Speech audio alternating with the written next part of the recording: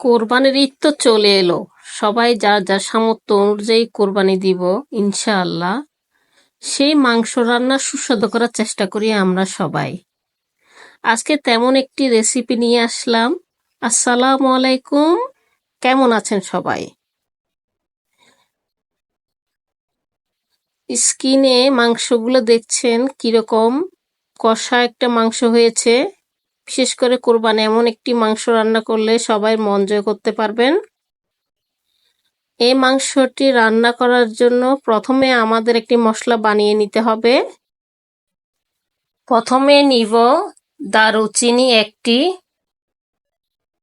Star Anis একটি, এলাচ 5-6টি, মৌরি 1 চা চামচ, গোলমরিচ 1/2 চা চামচ, তেজপাতা লবঙ্গ 7-8টি এবং চিকন জিরা 1 চা চামচ। জয়ফল জয়ত্রী নিব ছোট একটু অংশ, আর একটি কালো এলাচ। এই মশলাগুলো আমরা ব্লেন্ড করে নিতে পারি অথবা পাটায় পিষে নিতে পারি।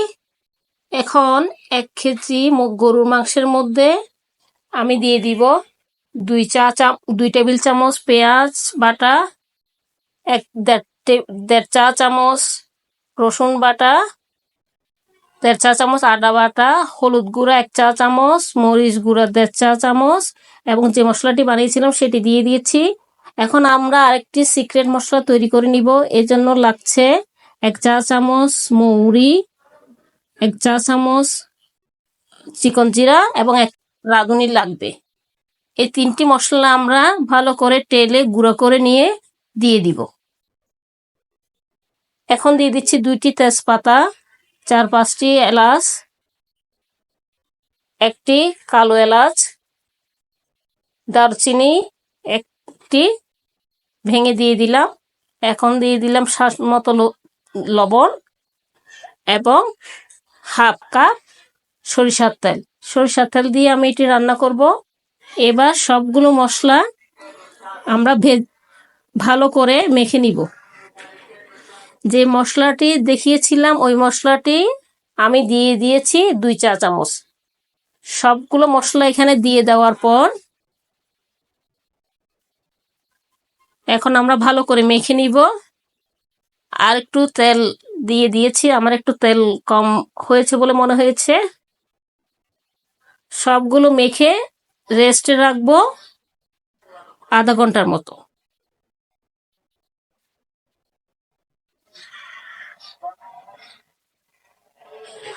এবার মাংসের মধ্যে আমরা দিয়ে দিব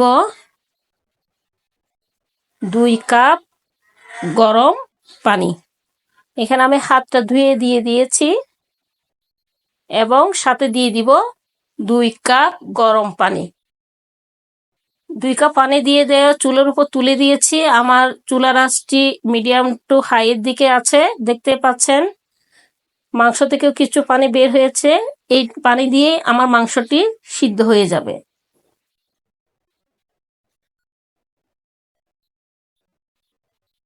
আমার মাংসটি প্রায় সিদ্ধ হয়ে গেছে।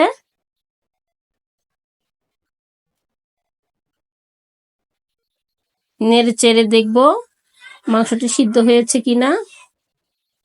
দেখতে পাচ্ছেন তেল সব উপরে উঠে এসছে এবং ঝোলের পরিমাণও প্রায় কমে গেছে। এখন যে সিক্রেট মশলাটি বানিয়ে রেখেছি সেটি দিয়ে দিলাম। এখানে আমি সিক্রেট মশলাটিতে দিয়েছিলাম 1 চা চামচ রাঁধুনি, 1 চা চামচ মৌরি, 1 চা চামচ জিরা। এই 3টি মশলা দিয়ে আমি মশলাটি বানিয়ে নিয়েছিলাম। এবং সবশেষে হচ্ছে স্বাদের ম্যাজিক।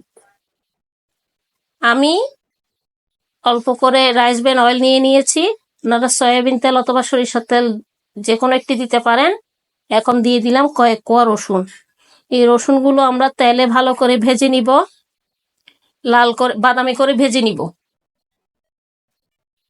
বাদামি করে ভেজে নিয়ে আমরা এই মশলাটা এই মাংসের মধ্যে এই বাগার দিয়ে দিব। এই রসুনের বাগারটি আপনার মাংসের স্বাদকে আরো বেশি বাড়িয়ে তুলবে। দেখতে পাচ্ছেন মাখো মাখো একটা ঝোল গ্রেভি তৈরি হয়েছে, ঝোলের গ্রেভি তৈরি হয়েছে। দেখতে পাচ্ছেন মাংসটি কত সুন্দর দেখতে হয়েছে। দেওয়ার পর মাংসের মধ্যে পুরো রসুনের গন্ধটি ছড়িয়ে গেছে। পরোটা বা দোয়া তোলা সাদা ভাতের সাথে এটি খেতে খুবই অসাধারণ লাগে।